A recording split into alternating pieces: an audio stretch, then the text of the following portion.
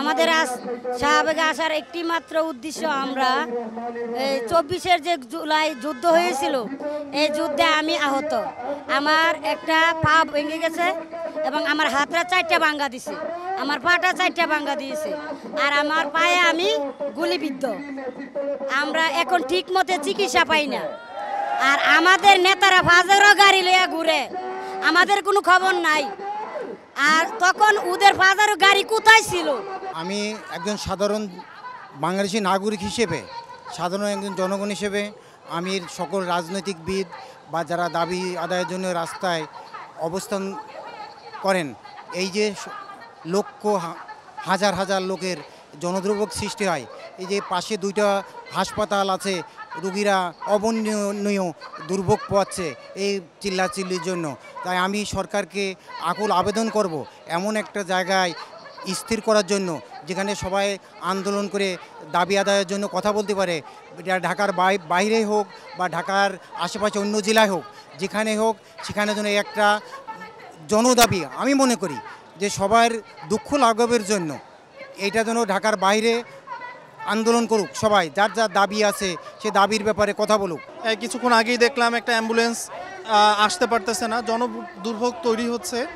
তো আমার সরকার এবং রাষ্ট্রের যারা গুরুত্বপূর্ণ দায়িত্বে রয়েছেন তাদের কাছে অনুরোধ যে আমাদের দাবি দাওয়া থাকতে পারে, কিন্তু জনদুর্ভোগ তৈরি করে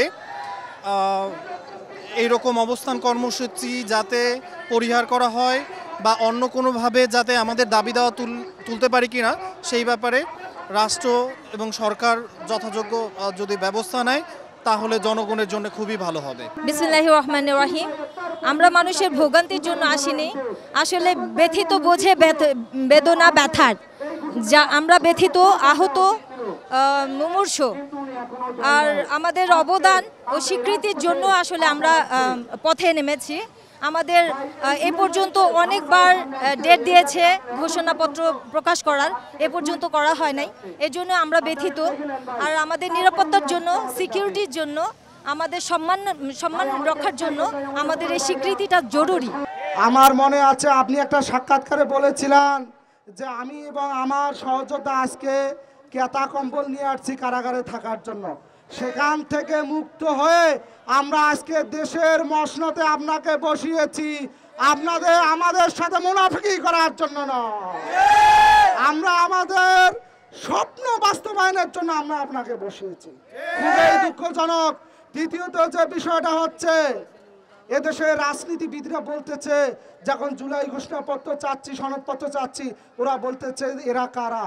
প্রিয় ভাইরা, আমরা তো তারা আজকে মুক্ত মঞ্চে যারা আপনাদেরকে রাজনীতি করার সুযোগ করে দিয়েছে, আমরা তো তারা বিভিন্ন রাজনৈতিক নেতৃবৃন্দকে অসুস্থতার জন্য বিদেশ পর্যন্ত বাধা দিয়েছিল, আমরা সেটা সুযোগ করে দিয়েছি।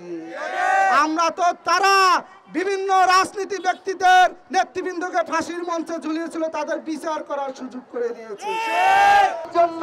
এবং এই ইন্টারিম সরকারের জন্য হয়তো এটা লজ্জার, কারণ 1 বছর পার হয়ে যাওয়ার পরও আমরা এখনো জুলাই প্রক্লেমেশনের জন্য এই শাহবাগ অবরোধ করে দাঁড়াতে হচ্ছে।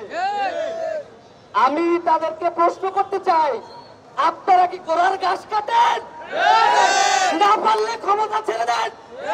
আমরা বিপ্লবী সরকার গঠন করে দেখিয়ে দেই কিভাবে জুলাই প্রক্লেমেশন তৈরি করতে হয়। বসে বসে গোড়ার ঘাস কাটতেছেন আপনারা। আপনারা জুলাই যোদ্ধারা এখনো রাস্তায় রাস্তায় ঘুরতেছে, ট্রিটমেন্ট পাচ্ছে না, তারা আবার শাহবাগে এসে অবরোধ করতে হচ্ছে জুলাই প্রক্লেমেশনের জন্য।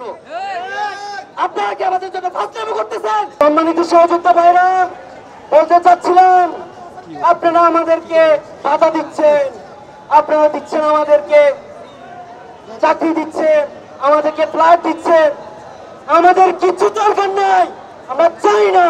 আমরা চোখ হারিয়েছি, আমরা হাত হারিয়েছি, আমরা পা হারিয়েছি, এগো বাঁচা পাওয়ার জন্য নয়, আমরা হাত পা হারিয়েছি আমাদের ন্যায্য দাবি, আমাদের জুলাই সনদ, জুলাই ঘোষণাপত্র দিন।